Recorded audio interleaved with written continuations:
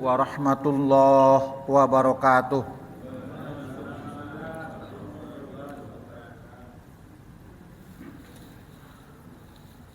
Daun salam seduh air anget. Jawab salamnya kurang semangat. Assalamualaikum warahmatullahi wabarakatuh.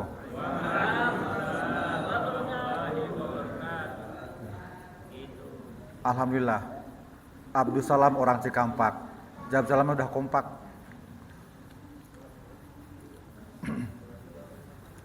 Alhamdulillah allazi hadana lihadza wa ma kunna linahtadiya laula an hadanallah. Wassalatu wassalamu ala nabiyyina Muhammad wa ala alihi wa azwajihi wa ashabihi wa atba'i minal awwalina wal akhirin ila yaumil qiyamah. Asyhadu an la ilaha illallah wahdahu la syarikalah wa asyhadu anna Muhammadan abduhu wa rasuluhu wa la nabiyya ba'dah. A'udzu billahi minasyaitonir rajim. Bismillahirrahmanirrahim. Rabbi shrah li sadri wa yassir li amri wahlul 'uqdatam min lisani yafqahu qawli. Wa inna hadzal Qur'an yahdi lillati hiya aqwam. Fa idza qara'tal Qur'an ja'ana bainaka wa bainal ladzina la yu'minuna bil akhirah hijaban mastura. Allahumma yassir umurana wa la tu'assir.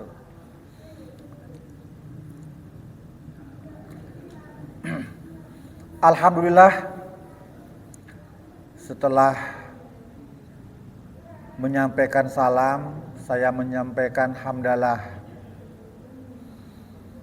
Hamdalah ini bukan semata-mata syarat rukun ceramah atau berbicara, tapi merupakan ikrar, pengakuan terhadap apa yang sudah Allah karuniakan kepada kita, yakni nikmat-nikmat yang banyak. Dan nikmat yang banyak yang Allah karuniakan kepada kita sebagai muslim, kiranya kita mensyukurinya. Mensyukuri nikmat diawali dengan hamdalah, alhamdulillah. Nikmat apa yang kita peroleh? Nikmat yang sedang kita dapatkan sekarang. Siapa yang taklimnya semangat, penuh bahagia, penuh senang, penuh optimis, tandanya muslimnya benar, tandanya kita orang yang bertakwa. Rasa senang gak taklim? Senang? Bahagia? Terpaksa? Ya, mudah-mudahan yang taklimnya senang, bahagia, Allah permudah masuk surganya. Amin. Ya. Yang punya hutang cepat lunas. Amin. Ya. Yang belum nikah cepat nikah. Yang mau nikah lagi jangan dulu, ya. Ya. Sekarang lagi ngetren ini nikah lagi. Ya. Enggak apa-apa, itu fitrah. Fitrah bagi muslimin, musibah bagi muslimat. Ya. Para hamba Allah, alhamdulillah bertemu lagi. Ini tanggal 1 bulan Sya'ban. Persis sebulan lagi kita akan saum. Masya Allah. Allahumma balighna Ramadan. Ya Allah, mudah-mudahan kiranya kita sampai pada bulan Ramadan, sampai habis. Bahkan sampai Ramadan berikutnya. Andai pun kita kembali duluan, mudah-mudahan dalam kondisi husnul khotimah. Amin. Oleh karena itu, supaya kita bisa kembali kepada Allah dalam kondisi terindah, mari kita perindah jiwa, akidah, kepribadian, amaliyah kita di hadapan Allah dengan mempelajari fikih. Ini yang disampaikan oleh Syekh Awad yang suka saya sampaikan. Siapa-siapa yang ingin dipandang indah oleh Allah, kuasai ilmu fikih, pelajaran fikih. Sebab itu fikih bagaimana cara kita taqarrub ila Allah yang Allah senangi. Ya. Allah itu tidak senang kepada muslim yang hanya mengamalkan furud saja, mengamalkan kewajiban saja. Tapi Allah senang kepada hambanya yang mengamalkan amaliyah nawafil, sunnah, dan ia pandang sebagai suatu kewajiban untuk dirinya. Allah senang. Kalau hanya kewajiban saja, itu mah biasa-biasa saja, ya. Maka kalau kita ingin menjadi hamba Allah yang istimewa di sisi Allah, beramalah amaliyah yang luar biasa, di luar kebiasaan. Jangan yang biasa-biasa saja, ya. Dalam berbagai hal, insya Allah. Ya, kalau kita betul pilihan Allah, insya Allah segala amaliyah atas nama Allah, Allah akan ringankan, akan mudahkan, akan ditolong, akan dibantu. Ya, yang ingin senantiasa taklim rutin, Allah bantu, Allah tolong. Ya, dengan berbagai apa yang bisa mengantarkan kepada tercapainya apa yang menjadi cita-cita, keinginan kita. Ya. Para ikhwan akhwat, pada pertemuan sebelumnya yang masih ingat berkenaan dengan sujud sahwi. Artinya sujud karena lupa apa? Ya, jumlah atau ya, berkurang atau berlebih atau kekeliruan. Dan Nabi pun ternyata pernah mengalami, ya, sehingga semuanya menjadi contoh bagaimana kita mensikapi ketika dalam sholat ada kekeliruan. Ya, imam sholat rakaat kedua kok berdiri, semua jamaah bilang subhanallah, tapi imamnya tetap berdiri. Gimana sikap makmumnya? Tetap ikut berdiri, jangan bandel. Ya, bodoh amat, imam kita duduk kita balah. Ya, imamnya bingung nanti. Ya, loh saya berdiri kenapa yang lain duduk? Ya, jadi sunnahnya ngikutin. Nanti kalau udah selesai sholat baru dibicarakan. Gitu. Nah ini yang akan kita bahas hadisnya. Hadis ke 312 hadis elektroniknya. Ya.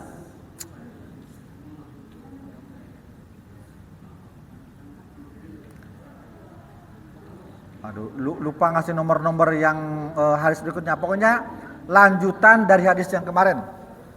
Yang bulan kemarin ya. Ya, betul. An Abi Hurairah radhiyallahu anhu qala shallan nabi. Nah itu, ya. Ihda sholatail asyi. Nah, itu ya bunyinya.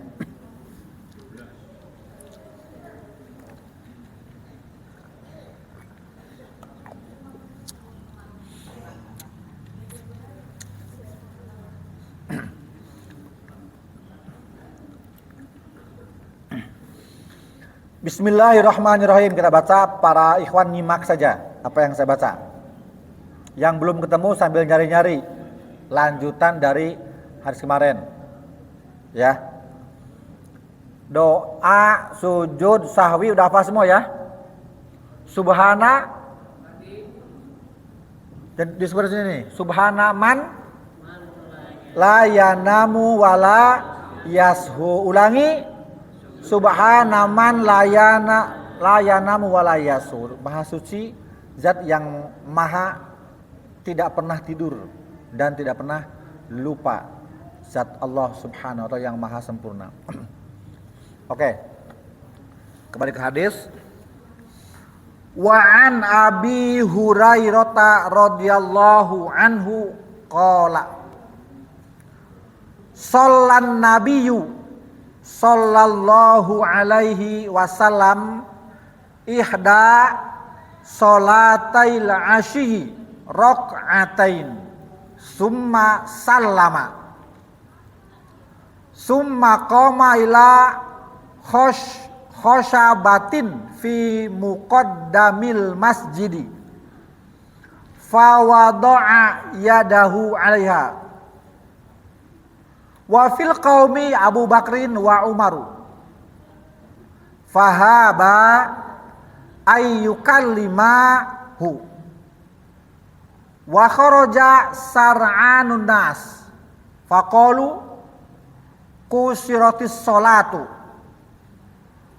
wa fil qaumi rajulun yad'uhu nabi sallallahu alaihi wasallam zal yadain faqala ya Rasulullah anasita am kusiratis salatu.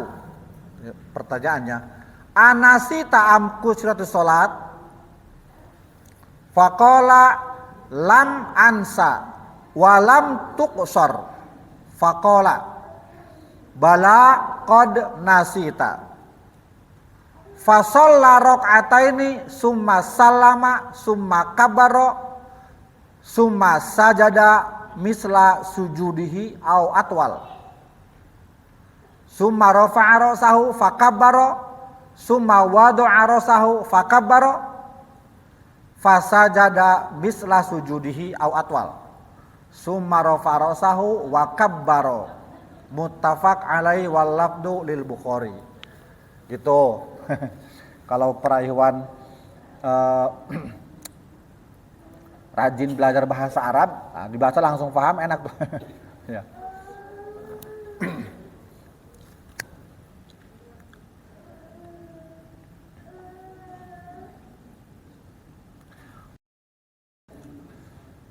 Kita terjemahkan per kata ya.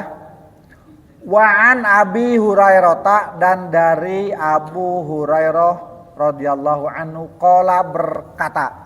Nah, kalau disebut qala berkata, di depannya adalah apa yang dia ucapkan, berarti ini namanya hadis fi'liyah, bukan qauliyah. Hadis yang menggambarkan bagaimana Nabi berbuat, bukan ucapan Nabi sallallahu alaihi wasallam. Dan di sini Abu Hurairah menggambarkan suatu peristiwa yang terjadi pada sholat Rasul dengan para sahabat, kira-kira begitu ya maksudnya. Sholat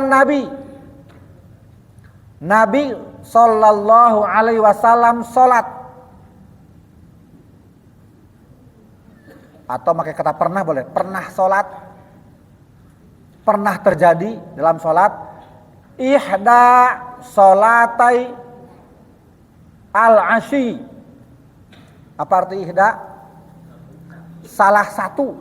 Nah, salah satu berarti benar 9. Kalau 10 soalnya enggak. Ihda sholatai. Kenapa sholatai? Enggak sholata.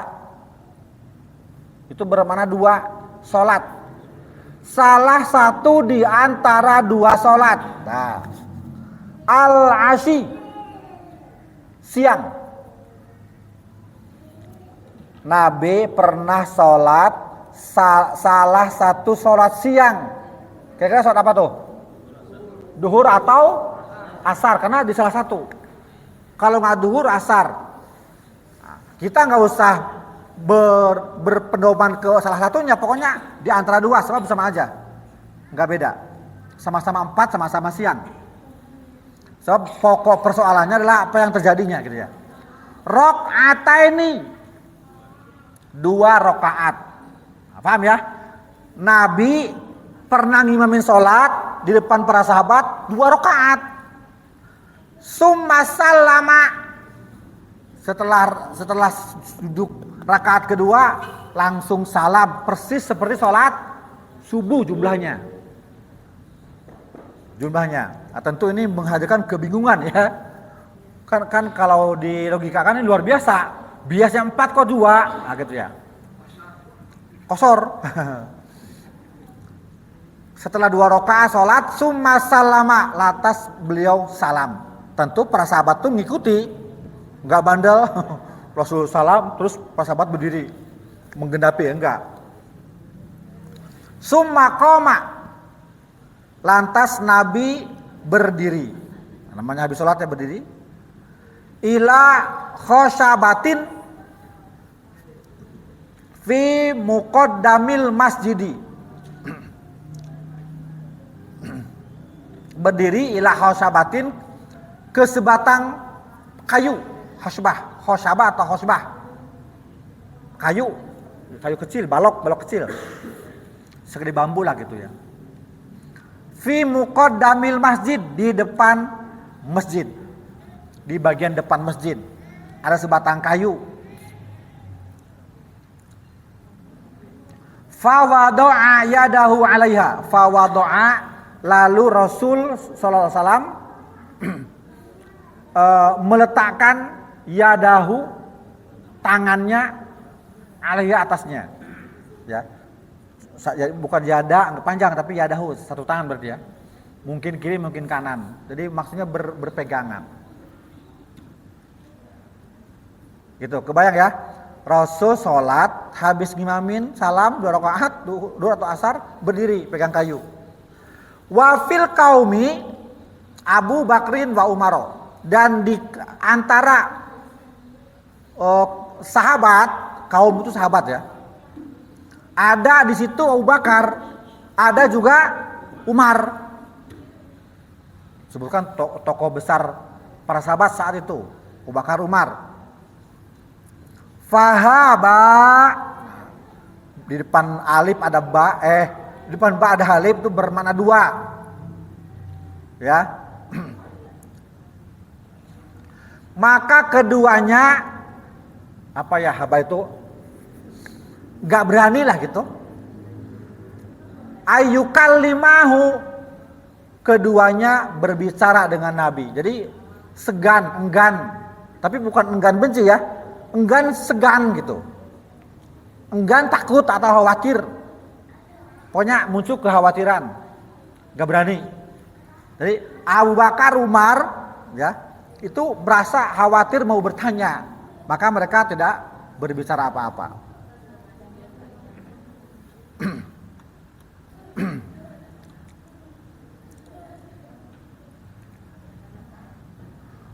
Wa kharaja sar'anun nasi. Wa kharaja, lalu keluar. Sar'anun nasi. Sar'an itu bukan ini. Bukan orang ya.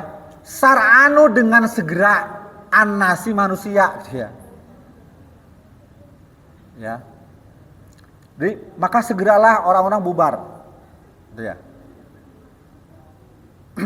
Tapi bubar sambil saling berbincang gitu ya. Nah, satu dengan lain saling bertanya.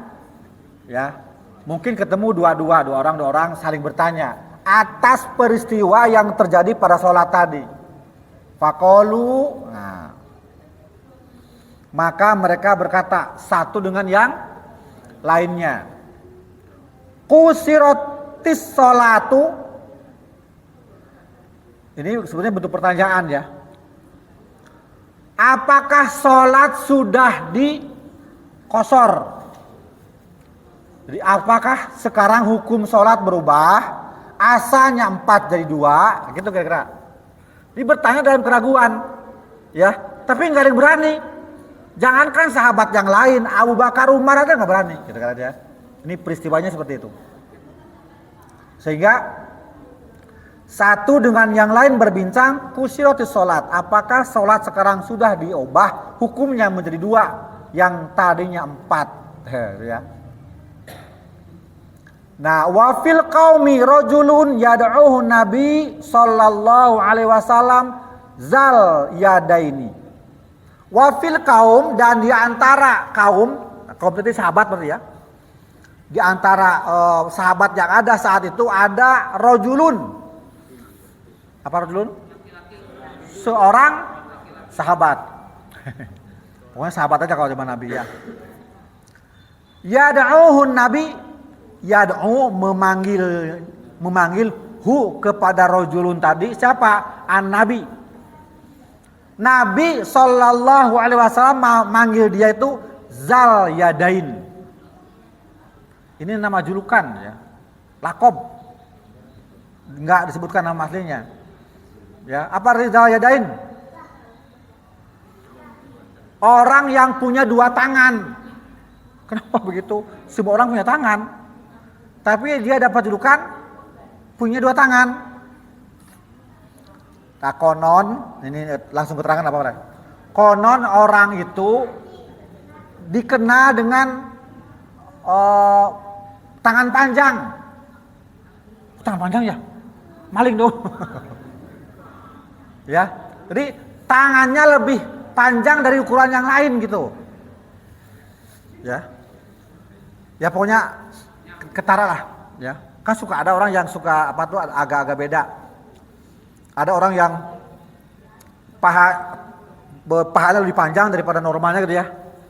Saya dulu pernah punya dosen kecil orang tapi melihat kok fisiknya mohon maaf dari pinggul ke atas pendek gitu. Tapi dari pinggul ke bawah panjang gitu. Ya, agak beda gitu lucu. Ya. Atau beberapa kejadian ini si sahabat tadi dipanggilnya Zayadain, tapi ini bukan ngata-ngatain ya. Bukan manggil menyebut kejelekan, tapi julukan saja. Yang mana orang itu juga senang. Ya. Orang itu juga senang dijulukan begitu, dan pada zaman Nabi banyak sahabat-sahabat yang punya julukan yang khusus. Seperti tadi Abu Hurairah. Artinya apa? Bapaknya kucing. Nah, bapak kucing. Kucing itu hirun. Hurair itu namanya tasgir, pengecilan. Ya. Kucing kecil jadinya. Nah. Tiflun itu anak kecil, Tufail kecil lagi. Umar dewasa, Umar kecil. Nah, gitu ya. Kalau di Inggris itu namanya apa? Junior ya. Nah, nanti ente punya anak Suhaib Junior, nah gitu kan. Nah, tapi Suhaib udah tasgir sih. Nah, ya. Karena ini kalau di Inggris kan tuh disebutnya junior, ya.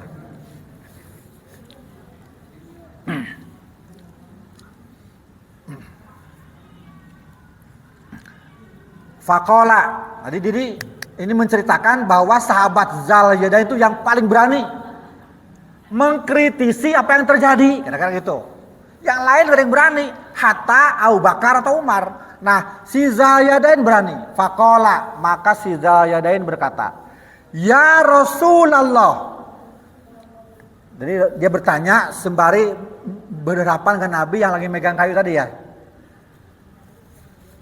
Anasita am kusirotis sholatu. Apa arti A?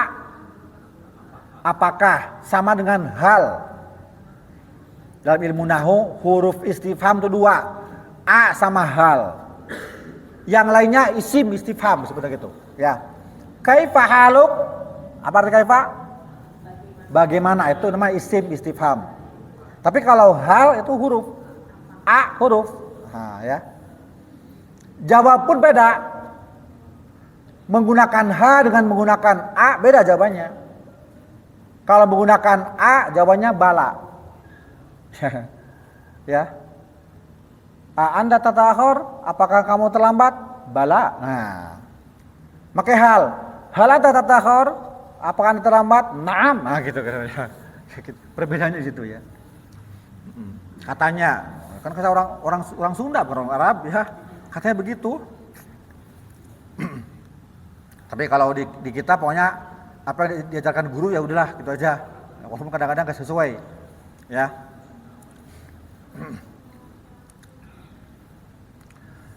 Kayak dulu guru kita, nggak usah sebut namanya ya, naik haji, naik taksi, pengen ke bandara. Ditanya ilain ya Syekh. Ila Medanir Riyah. Medanir itu kan bandar udara. Nah si supir taksi nggak ngerti apa Medanir. Mau Medanir. Medan kan lapangan, rih itu angin, lapangan angin gitu ya. Lapangan udara maksudnya. Supir taksinya bingung ya. Apakah bandara? Motor bandara. Akhirnya pakai bahasa isyarat, motor. Nah, makanya harus belajar. Jadi jangan melulu belajar kitab kuning, belajar bahasa Arab. Ya, jadi beberapa ya. Seperti dulu waktu ikut daurah, ada ustadz dari mana buat gitu ya. Menggunakan bahasa Arab yang lucu.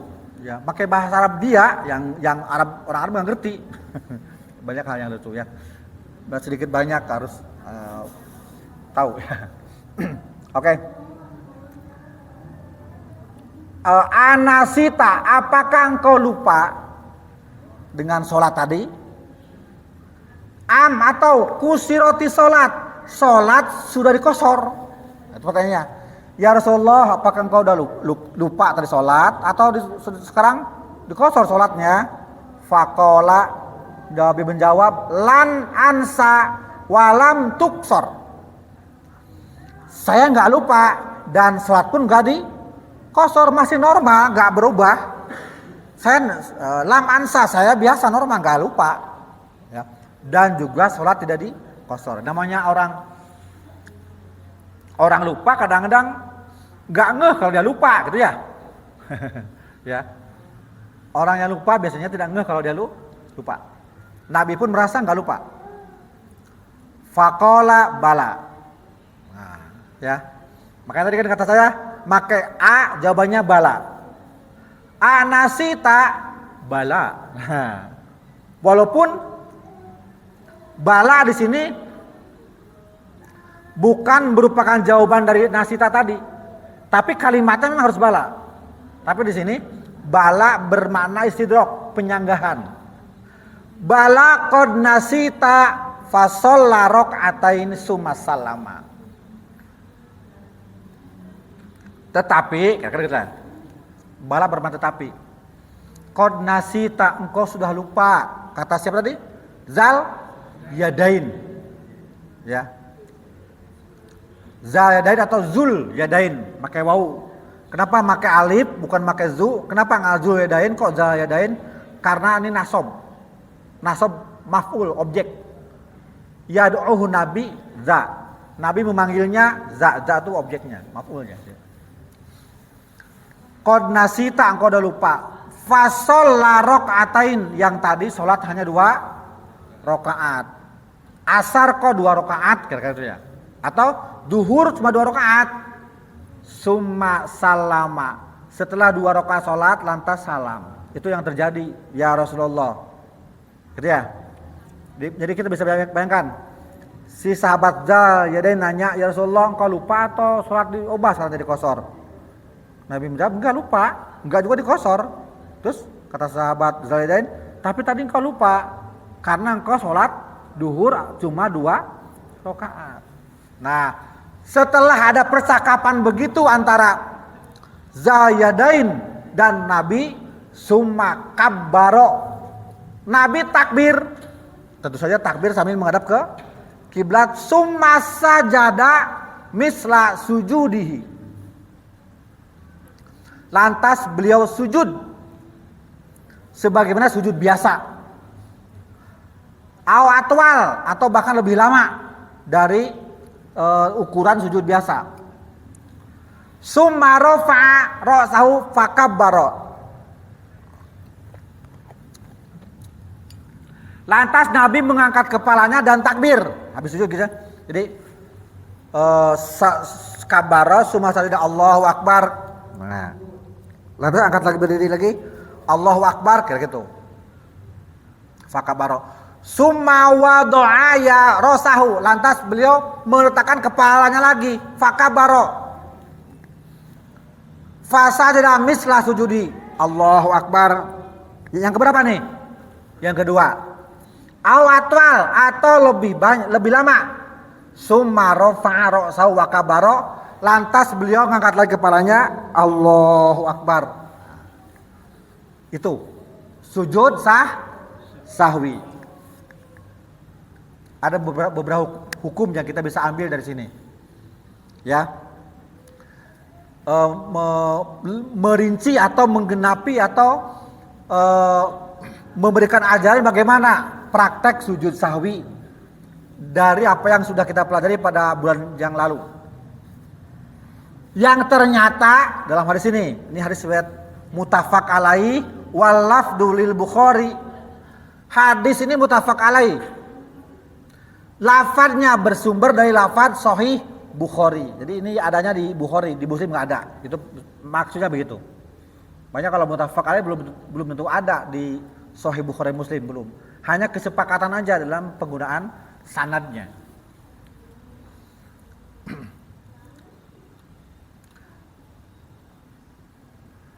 Wa fi riwayatin li Muslim.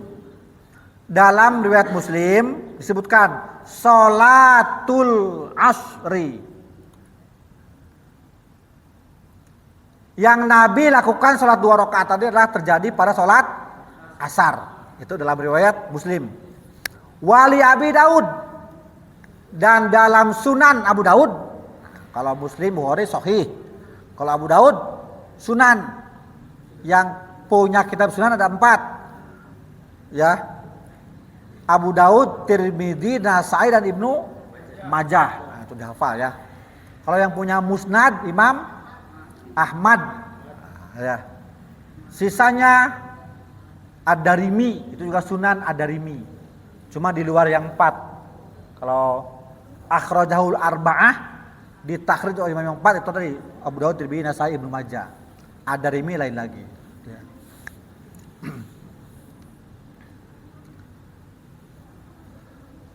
Dan dalam Sunan Abu Daud faqala,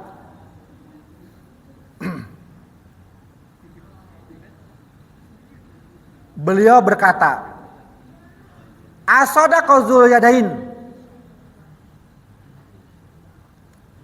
Apakah benar apa yang diucapkan oleh Dzul-Yadain? Nah, ini berubah zu sekarang pakai wau karena fa'il, pelaku. Asadaqa, apakah benar? Apakah sudah benar? Ini kan kata kerja. Pelakunya Dzul-Yadain, maka jadi itu. Apakah benar apa yang diomongin oleh Dzul-Yadain? Fa'auma'u, maka para sahabat memberi isyarat, na'am, artinya betul, ya, artinya. Jadi sebelum di tempat riwayat ini, sebelum Nabi takbir sujud 2 kali, nanya dulu, asadaqa Dzul-Yadain, apakah benar yang disampaikan oleh Dzul-Yadain? Para sahabat mengisyaratkannya betul. Wa fi riwayatin lahu, dalam riwayat Abu Daud juga sebutkan, lam yasjud hatta yaqanallahu ta'ala zalik. Nabi tidak segera sujud sehingga Allah meyakinkan Nabi mengenai apa yang terjadi. Ini kan beliau Nabi ya, namanya ada revelasi. Revelasi itu ilham yang masuk ke pikiran Nabi yang bersumber dari Allah. Itu namanya revelasi, ilham. Yang ini hanya akan terjadi kepada utusan Allah. Kalau kepada selain itu enggak. Makanya kalau pernah ada kan yang ngaku dari Nabi, katanya dapat ilham dari Allah dalam tidur. Itu bukan dari Allah, dari syaitan. Walaupun benar tetap dari syaitan, karena la nabiyya ba'di, kata Rasulullah, tidak akan ada lagi nabi sesudah aku. Nah, ya. Tapi kata Nabi, tidak akan terjadi kiamat sampai muncul di permukaan bumi setelah sepeninggal Rasulullah 30 orang yang mengaku jadi nabi. Dihitung sampai sekarang udah berkali lipat hitungannya. Orang-orang yang ngaku jadi nabi di Indonesia aja udah banyak ya. Dulu ada musodek. Nah di Lia Eden, Edan. Nah, udah mati deh ya. Ya. Apalagi? Konon di Bekasi pernah ada ngaku jadi nabi, tapi daerah mana tuh? Pernah di Bekasi ini ada 2-3 orang. Insya Allah ya.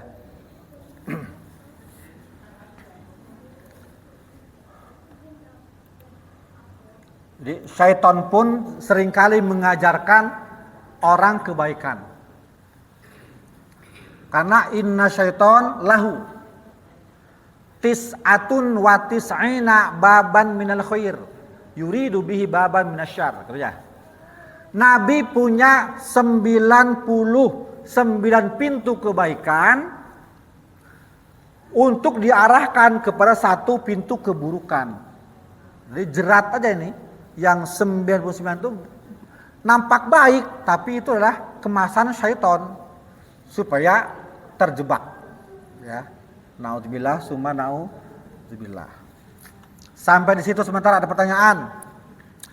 Supaya nanti saya udah salam nggak lagi ada tanya. Ada pertanyaan? Kalau nggak nanya, saya nanya.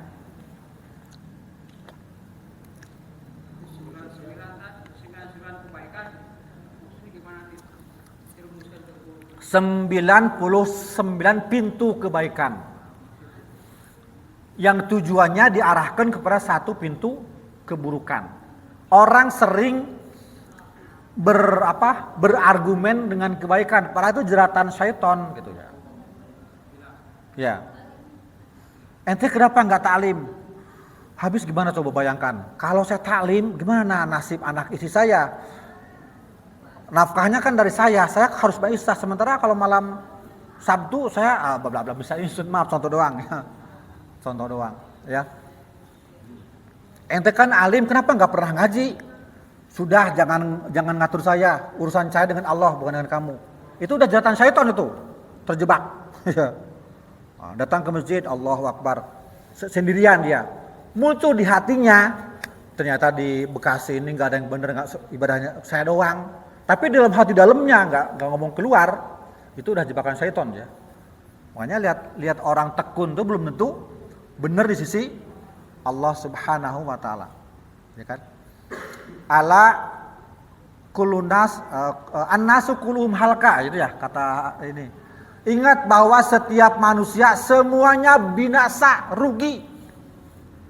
Illal alimun, kecuali orang yang alim. Ayo, alim enggak Pak Iwan? Kalau enggak alim binasa, rugi, tekor. Harus alim. Bukan alim bahasa Sunda. Alim itu berpengetahuan ya. Jangan alim diterjemahkan sebagai majelis ulama. Wal alimuna kulum halka illal amilun. Orang alim pun binasa, celaka, rugi, kecuali yang beramal dengan ilmunya. Wal alimuna kulum halka illal mukhlisun. Orang alim yang beramal pun rugi, celaka, binasa, kecuali amalnya ikhlas. Wal ikhlas apa? Apa tuh ikhlas? Ma wafaqa ma'al Qur'an was sunnah. Apa yang bersesuaian dengan Al-Qur'an dan sunnah. Kalau ikhlas tapi bukan ibadah, bukan ikhlas. Ya. Ada maling, mendep-mendep, nunggu jam 2, tidur ikhlas banget dia ya. Nunggu di pojokan, digigit nyamuk, nahan ngantuk, mau maling, ikhlas banget ya. Ikhlas ya. Atau didolimi, ikhlas, itu bukan ikhlas. Harus bertahan, ngelawan ya. Digaplok, diam aja, saya ikhlas, gak apa-apa. Karena Allah, salah, kudu melawan. Oke. Gitu contohnya.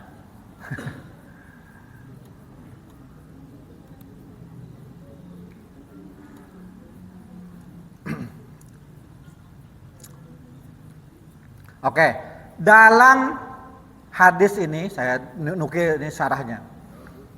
Bahwa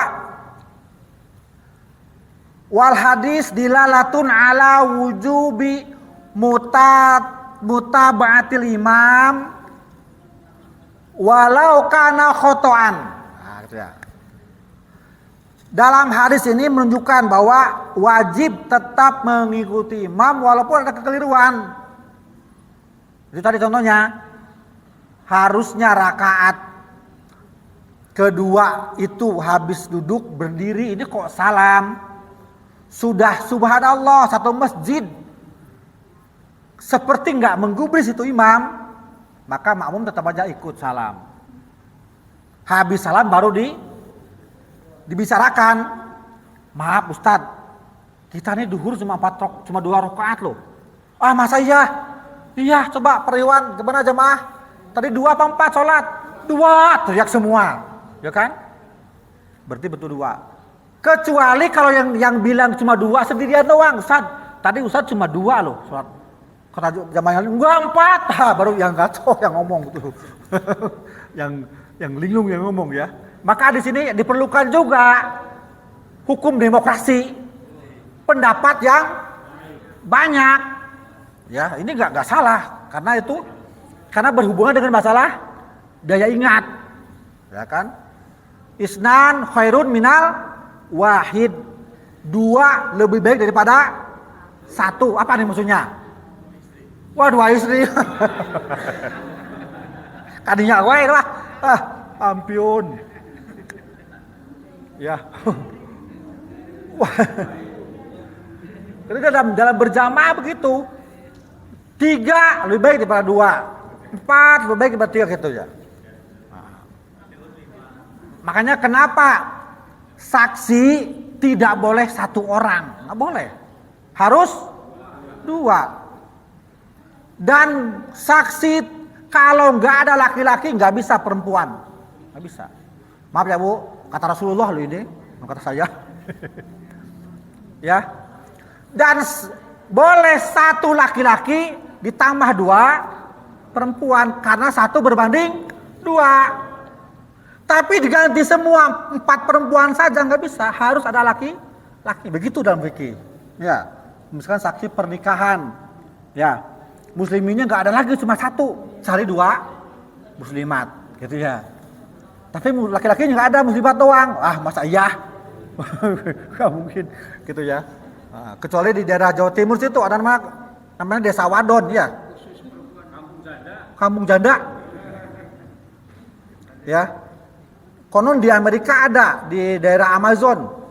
Jadi negeri wanita, hanya wanita yang berkuasa di situ dan juga jago semua. Ya, Hah? Iya kalau pingin bertambah anggota nyulik cowok yang dipandang bagus, bebet tibit, cuma nyawa taruhannya. Kalau nggak sesuai dengan ekspektasi, dibatiin itu orangnya. Ya. Jangan coba-coba baru nanti malah nyawa. Aduh ya Allah. Ya ini bukan ini informasi lewat internet ya. Saya nggak ngarang. Itu yang hukum ya. Jadi tetap wajib mengikuti imam walaupun makmum memandang apa yang imam melakukan itu keliru. Itu ya. Ini saya menyampaikan ini penegasan karena di Supah pernah terjadi. Imamnya salah, makmumnya berdiri semua. Ya, akhirnya si imam habis salam bingung. Langsung berdiri juga. Jadi kayak lucu-lucuan ya. Pernah enggak ngete ngalamin? Iya. Ngete waktu itu masih kecil kayaknya. Apa enggak mesti deh. Ya. Waktu zamannya almarhum Pak Aceng. Itu betul. Ya itu. Jadi artinya itu makmumnya salah, tetap harus ikut imam. Setelah salam baru disampaikan tadi, gitu ya. Sebab Nabi pun begitu dan sholat tidak batal setelah ada pembicaraan, tapi pembicaraan yang ala kadar, tidak terjadi debat kusir, bentak-bentakan salah-salah nggak bisa, ala kadar saja. Cukup tadi. Yang betul, iya, ini kurang berapa? Kurang 2, gitu. Nah, ya, baru ada sujud sahwinya.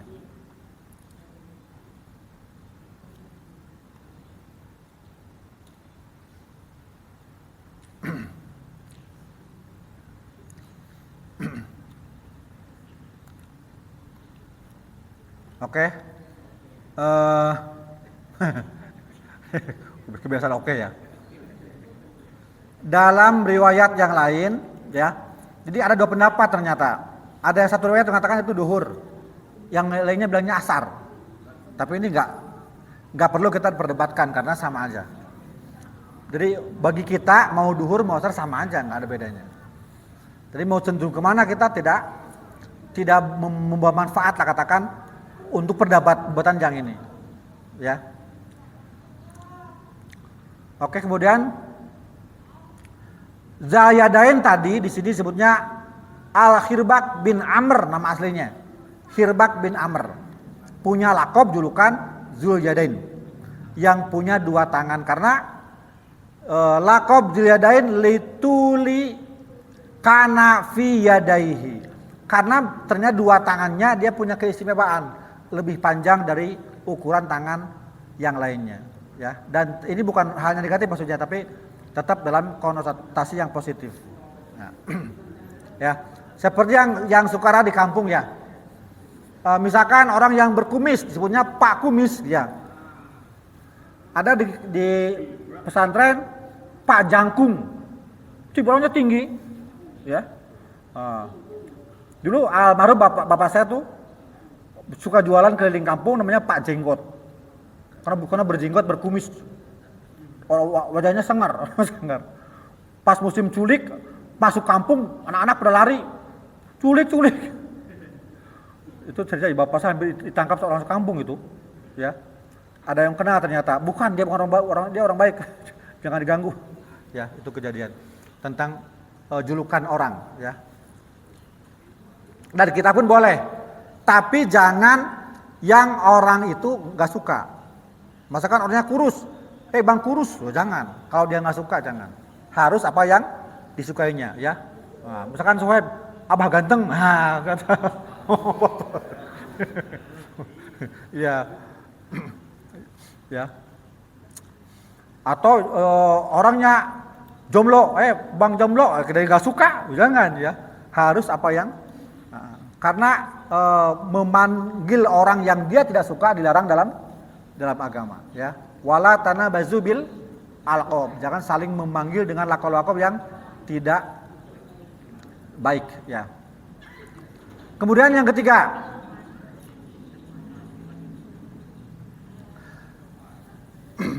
disunahkan atau dibolehkan jika terjadi seperti tadi menyempurnakan sholat setelah salam atau setelah berbicara. Maka dia lakukan dua hal, menyempurnakan sholatnya lalu juga sujud sahwinya. Nah, kayak gitu ya. Karena walaupun sholat tetap sempurna, tapi sudah dijeda oleh tadi pembicaraan tadi, ya, tetap ada sujud sahwi. Ya, kita jangan mikir, gak mungkin kejadian di sini mah orangnya gak mungkin. Nah ini kalau hukum tuh gak begitu, tetap hukum memberi wadah atau memberi fasilitas bagaimana cara mensikapi. Karena Nabi pun pernah melakukan kekeliruan tujuannya untuk memberi pelajaran gitu ya. Rasul pernah membaca dalam sholat maghrib, sholat rakaat 1 dan kedua membaca surat yang sama, yaitu Iza zulzilatil ardu zilzalaha. Rakaat pertama itu, kedua juga itu. Nah, itu tujuannya adalah memberi pelajaran. Jadi kalau ibu itu boleh bagi orang yang terbatas hafalannya. Yang hafal cuma qul huwallahu ahad, ya udah itu aja baca.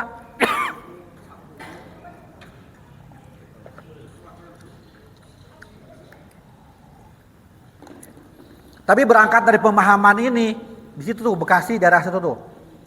Di Mandiri Yang setelah Rawa Panjang ke sana ada pom bensin, terus masuk ke arah Rawalumbu. Itu ada masjid besar itu. Itu kalau taraweh ya. Taraweh bacaannya anger sama dari rakaat 1 sampai terakhir, yaitu qul ya kafirun sama qul huwallahu ahad. Kan 23 itu dibaca. Ya Allah, saya tuh penasaran kok bacanya, akhirnya saya berhenti. bawa kendaraan saya berhenti dulu habis ngisi ceramah di Rumbu. Pas waktu Isya itu, saya sengaja berhenti, pingin betul-betul apa enggak sih bacanya hanya itu. Selama nunggu ternyata betul. Ya, yang dibaca hanya kulhu sama al-kafirun sama kulhu. Masyaallah. Lucu ya. Bekasi memang lucu ya. Ya. Jadi Pak Iwan kalau berdasarkan situ pas taraweh ya. Ya. Dan itu nggak salah. Nggak salah. Kita bilang bidah nggak bisa bilang bidah. Ya, bisa jadi dia cuma itu hafalnya. Ya.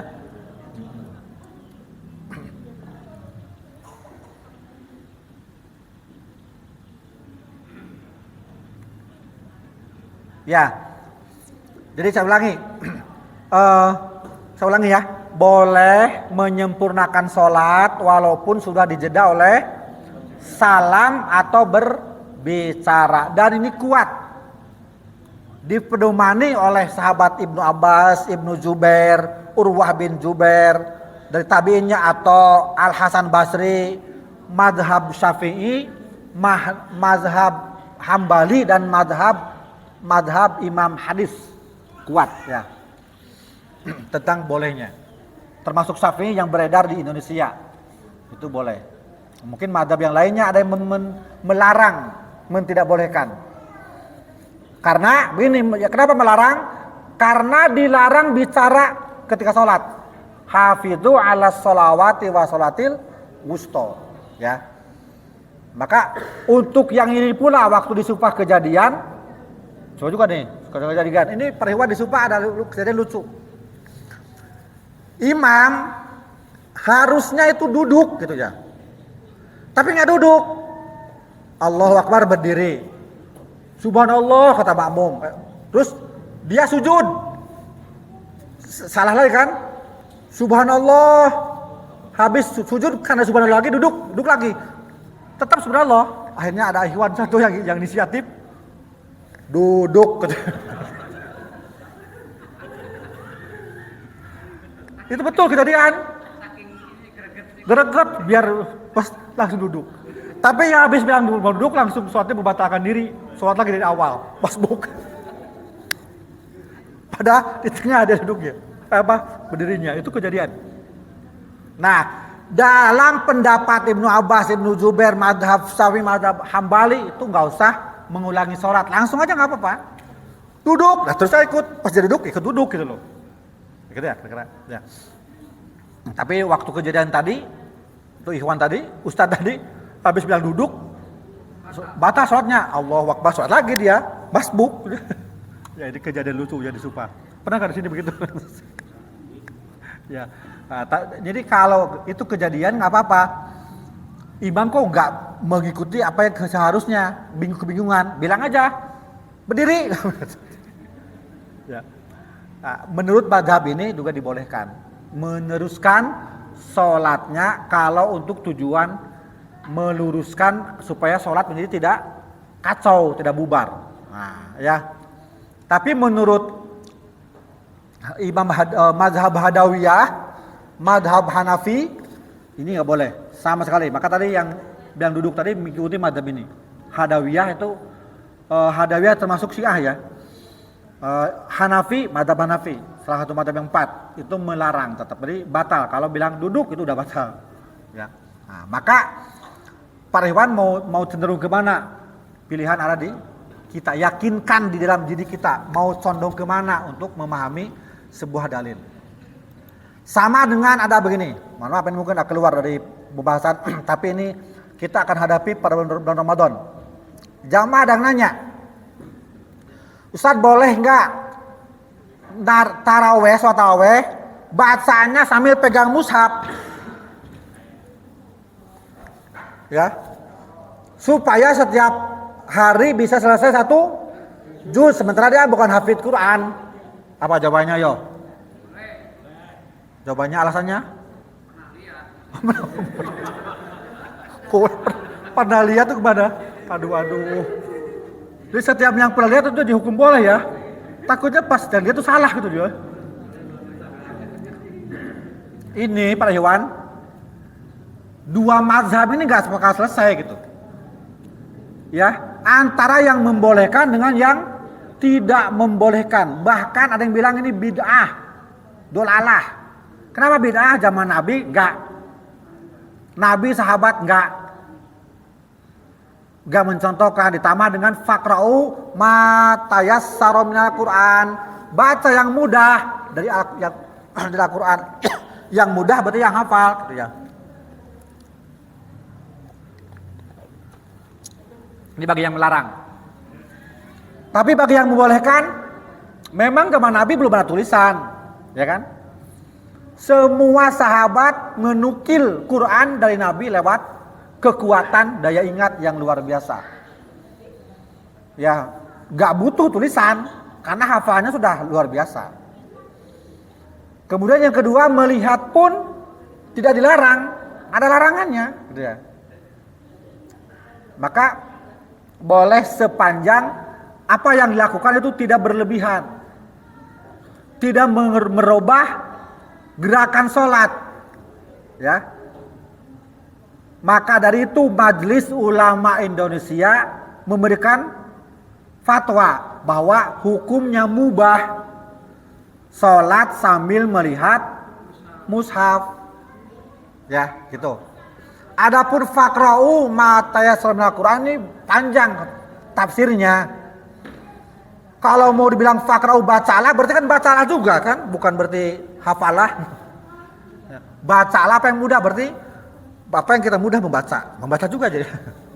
Tapi itu hukumnya ke sholat tahajud, ya, yang kadang-kadang sahabat memandang tahajud itu sebagai kewajiban yang berat bagi mereka. Maka turunnya ayat ini menyebutkan bahwa sholat tahajud itu jangan dipandang wajib, itu sunnah yang ringan-ringan saja. Dan para sahabat umumnya waktu itu kalau baca tuh pinginnya banyak sampai membuat lelah, membuat tertidur sampai berdiri, kira-kira gitu. Maka kata ayat faqra'u ma tayassara, mudah, ringan-ringan saja, mudah-mudah saja, jangan berlebihan, kira-kira gitu ya. Dan ini kalau dibicarakan panjang lebar ini akan panjang, tapi intinya seperti itu. Dan sekembalinya dari itu kembalikan ke kita mau yakin yang mana. Kalau yakin mubah sambil pegang mushaf, ya teruskan. Tapi kalau menurut keyakinan mengganggu dan terfikirkan suatu hal yang bid'ah, udah jangan, gitu ya, kira-kira gampang aja.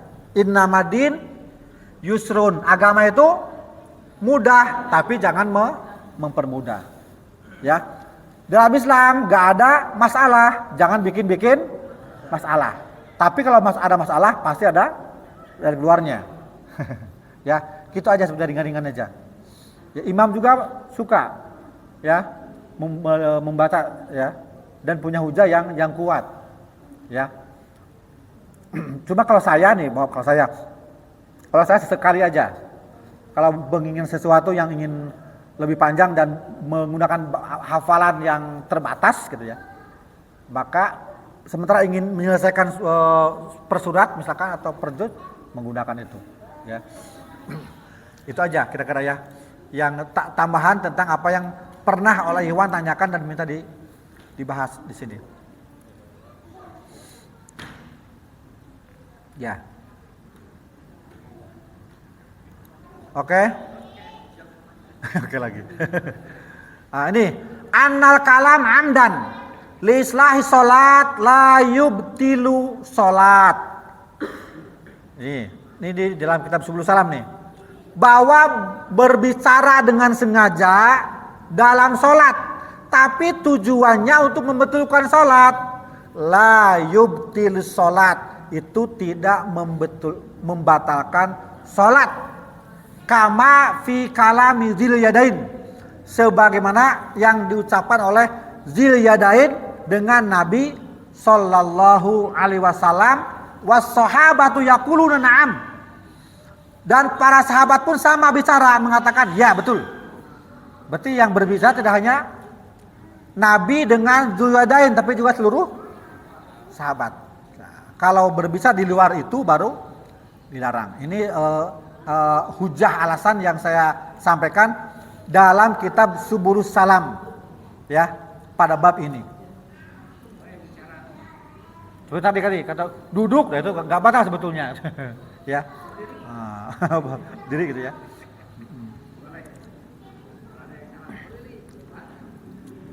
Nah, kemudian yang terakhir keempat, ya, apa yang dilakukan kalau kita mau menyampaikan dengan ucapan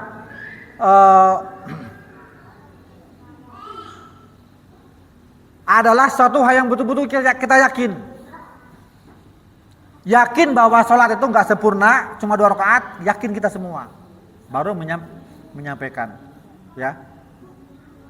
Wa takallama sahabat mutakidina, dan para sahabat menyampaikan dengan penuh keyakinan tentang apa yang terjadi tadi, bahwa Rasul mengalami kekeliruan, ya. Dan memang bisa jadi Rasul itu sengaja, bisa jadi untuk memberikan pelajaran, karena banyak peristiwa-peristiwa yang terjadi itu historisnya adalah suatu hal yang bagaimana mengajarkan. Seperti hukum li'an. Apa li'an? Kutukan atau laknatan antara suami dengan istri. Si suami dalam suatu kisah melihat istrinya berzina dengan laki-laki lain, tapi nggak punya saksi, hanya diri sendiri. Lapor ke Nabi, ya Nabi, istri saya berzina dengan si fulan. Nabi panggil, kamu betul berzina? Enggak. Kata suaminya, ya, mana saksinya, siapa lagi? Kan cuma saya sendirian, nggak bisa, harus 4 orang. Nah, maka Nabi suruh saling bersumpah, melaknat, mengutuk, ya. Sumpahnya 5 kali. Yang kelimanya wal khamisatu anna la'natallahi alaihi in kana minal kadzibin. Sumpah yang kelima, kutukan Allah atasnya kalau dia termasuk orang dusta. Masing-masing begitu tuh antara suami istri. Nah, ternyata Nabi itu tahu gitu. Yang betul siapa, yang dusta siapa, Rasul tahu. Tapi tujuan Nabi mengajarkan. Maka kata Nabi, saksikan kalau si wanita nanti lahir anaknya kulitnya gelap, rambutnya gimbal, keriting, maka si perempuan yang berdusta. Dan ternyata setelah 9 bulan ke depan lahir begitu. Semua mata tertuju ke dia, wah dia tuh bukan bohong. Ya. Tapi perkawinan karena adanya li'an menjadi tolak bain namanya, cerai yang tidak bisa balik, harus dipisah seumur hidup. Itu berat ya hukumnya, berat. Makanya kalau masalah seperti ini sensitif ya. Misalkan, mohon maaf ini misalkannya, kita melihat siapa yang berzina misalkan, ya tidak usah diumbar, selesaikan secara pribadi kekeluargaan, ya. Sebab akan berbalik ke kita hukumnya nantinya. Kalau kita melihat tapi masih dirian gitu ya, nggak punya kekuatan hukum jadinya di dalam mata hukum.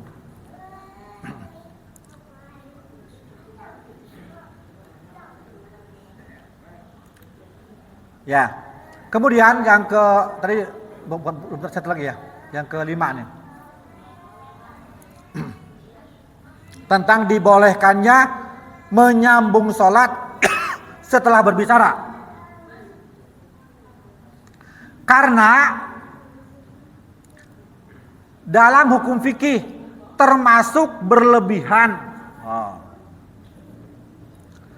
jika malah al-khuruju minas sholat lil istinaf laisa bi ahwata kama taro li anal khuruj bi dalil mamnu wa ibtalun lil amal. Begini maksudnya, malah termasuk berlebihan dalam agama jika peristiwa tadi sahabat malah mengulang sholatnya dari awal. Itu berlebihan dalam pandangan agama. Sholat tadi saya merasa gak tentram, gak enak. Masa habis ngomong sholat lagi, udah mendingan diulang dari awal. Masing-masing misalkan itu malah keluar dari agama gitu, keluar dari fikih, keluar dari syariat, ya.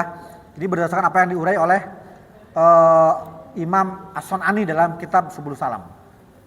Subul Salam itu kitab Syarah Bulughul Maram kalangan Ibnu Hajar Al-Asqalani.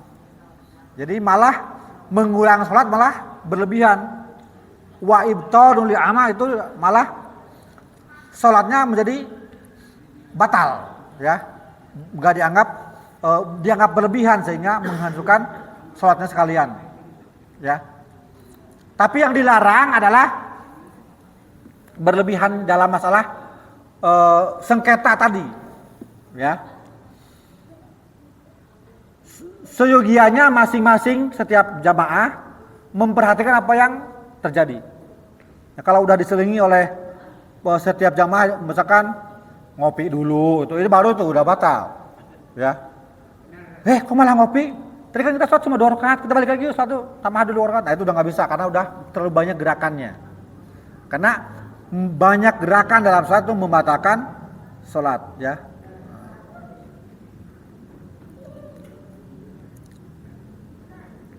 Jadi annal afal kasirah laisat min jinsis sholat. Jadi itu udah bukan bagian dari sholat. Makanya dalam fikih pesantren di NU, kalau kita lagi sholat gagaro maksimal 3 klik udah selesai gitu. Kalau lebih batal. Dulu waktu saya ngaji Safinah dulu gitu. Ini udah batal itu. 14 itu. Ya. Apalagi ketombean kepalanya, pakai 2 tangan lagi. Wah, udah kacau. Udah kacau, ya. Nah, cukup 3 klik udah selesai. Ya. Sampai seperti itu. Ya. Nah, walaupun itu qaul ulama, tapi itu nyitir dari beberapa riwayat. Artinya kita tidak boleh memperbanyak gerakan. Jadi kejadian tadi keliru dalam sholat itu adalah hanya kejadian yang tidak biasa, ya, karena kelirunya tadi imam dalam sholatnya, ya.